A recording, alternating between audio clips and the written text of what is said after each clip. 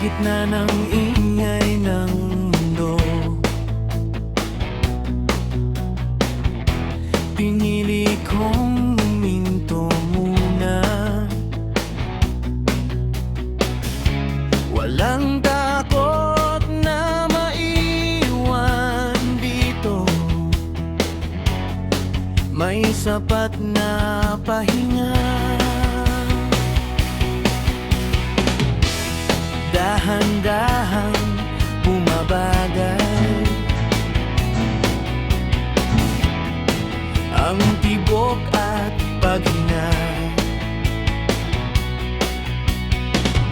Sa katahimikang marangal, mas nakikilala ang sarili ko na.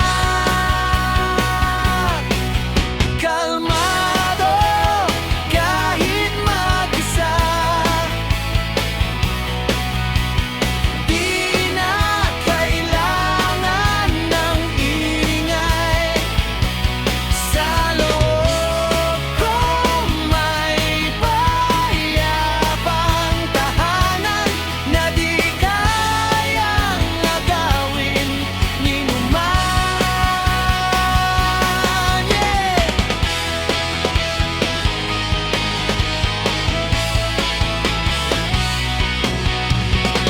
Mga gabi na ako lang ang saksi